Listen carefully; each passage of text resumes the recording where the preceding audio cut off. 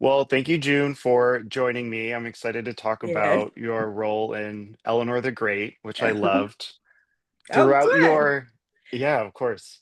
Throughout your wonderful career, you've worked with many female directors making their feature debuts, the Hmm. latest being Scarlett Johansson with this film.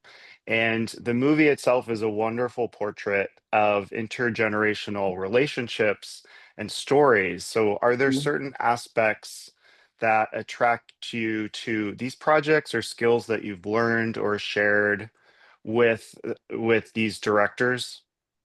No, I didn't know Scarlett at all before shooting, and it was a script. I read the script, and I had it, I think, for a few years before Scarlett got it, and I loved it. I loved who she was. I loved who Eleanor was, and the journey she took, and everything about it. I just thought it was a great script. I thought it was a script that was good for me. And that's as simple as that. I just felt this person was somebody I could understand. And I loved her snarkiness and that she's not your normal grandmother, in film. So that really it drew me. I think I was the first one that said yes to it. I think they had people, and but then that was all lost and gone, and then Scarlett came on, and luckily she felt I should do it, so we kept it all together, so to speak. Yeah. That's great. I mean, since you had the project first too, I think that adds some depth to the character and having more time to figure out who she is.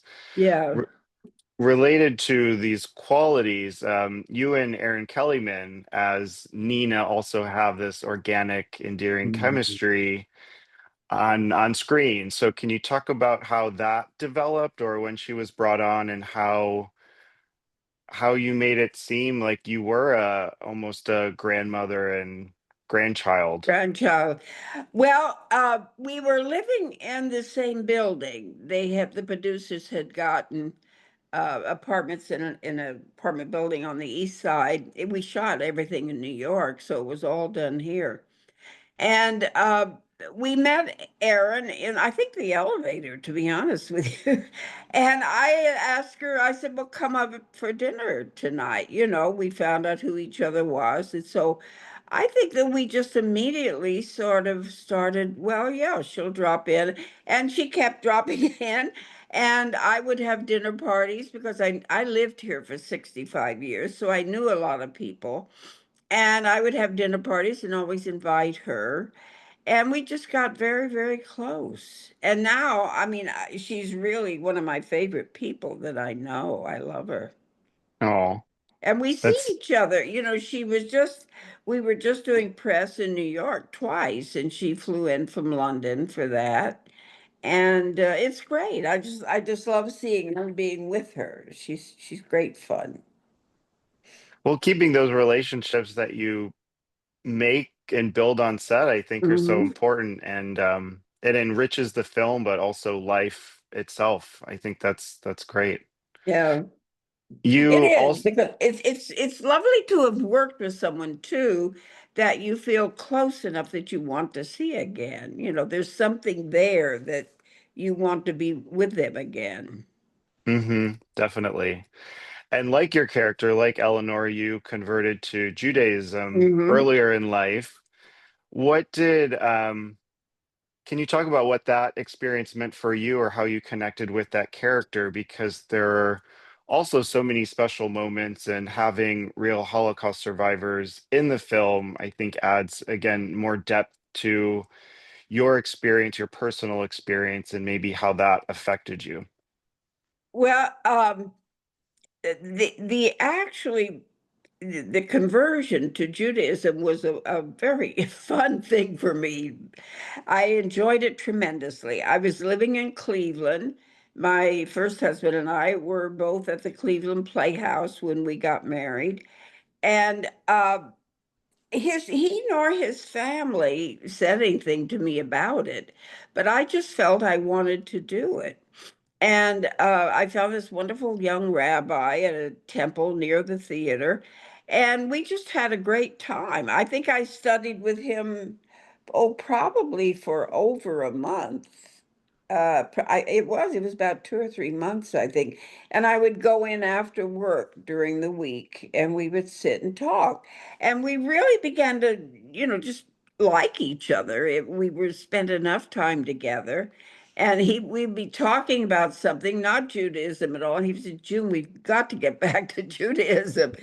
And so we just had, it was a very wonderful sort of light and gaining all this knowledge at the same time. It was a very exciting experience.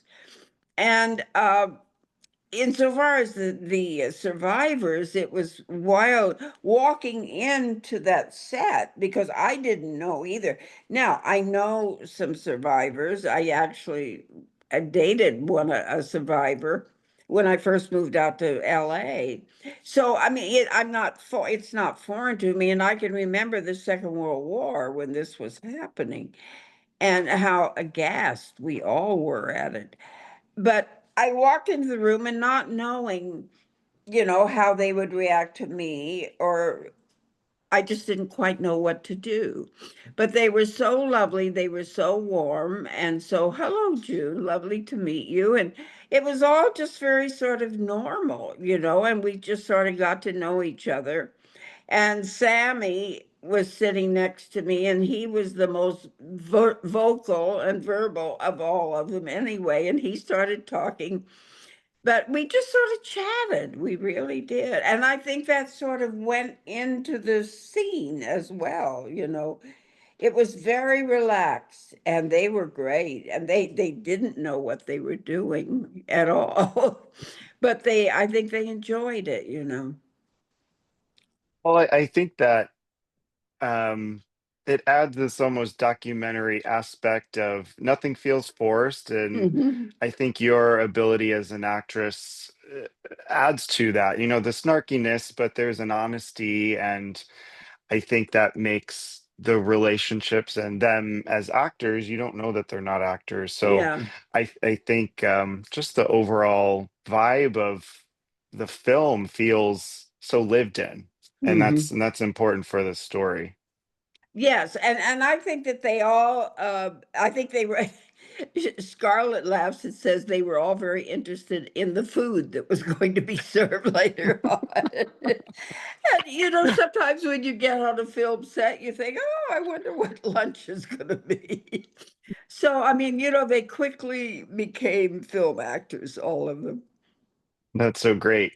Well, and you mentioned Cleveland, and I'm from there. So to learn about your experience with the Playhouse and starting out there was tremendous. I mean, I've Yeah. seen so many shows at the Playhouse too with my grandma who introduced me to theater. So I feel connected to you in some in some way, which is Uh, great.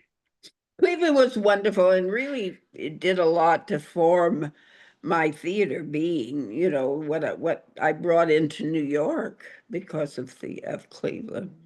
Hmm.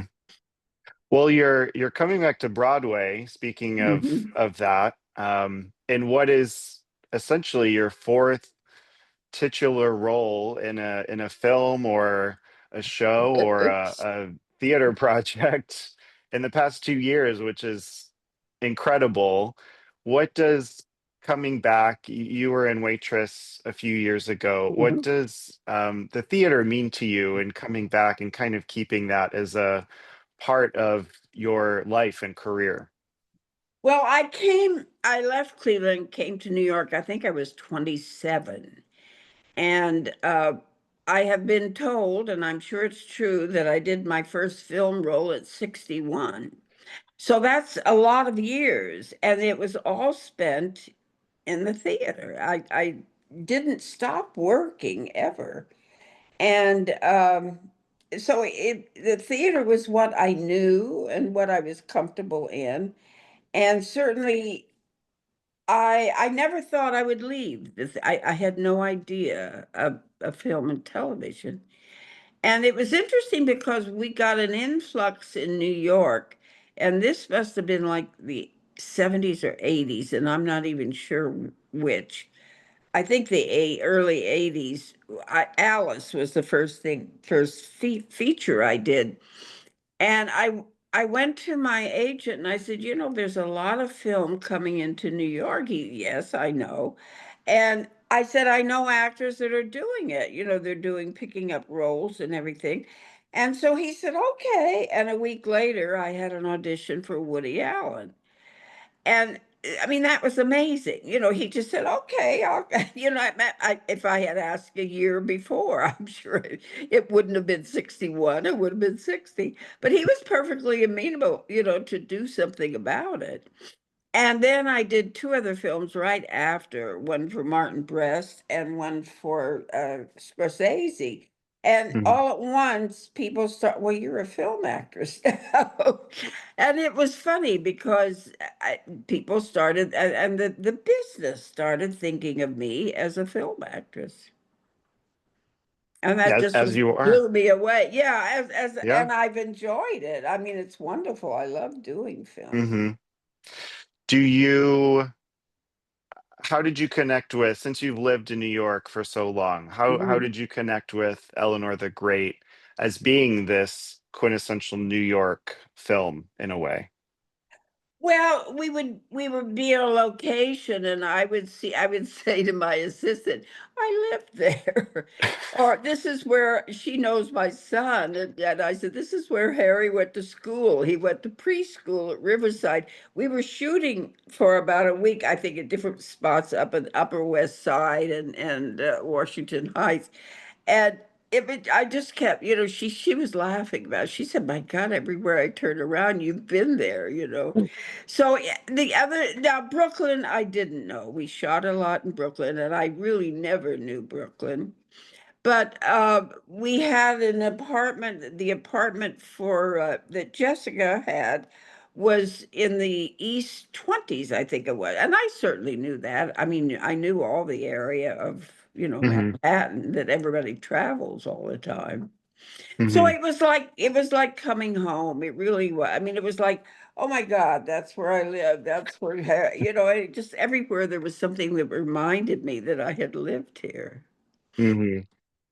And living in New York, but for some years, you Mhm. go to Coney Island, and that's what the city becomes. It's a timeline of memories, Oh and yeah. I think that's another special aspect to seeing Eleanor process who she is and the relationships with where she is, Where in the she is. Yeah. temple or Yeah. elsewhere with her family.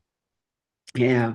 But it's interesting because, you know, I even knew some of the Bronx. I had when I first came into New York, friends that lived up there with their Hmm. families still. And you know, so there was so much of it that felt so familiar. Yeah, definitely. Well, thank you, June, for joining me. Congratulations, Thank you, and Nick. I'll have to come see you in Marjorie Prime. I'm so Yes, I would excited love for it. you. I would love it if you would.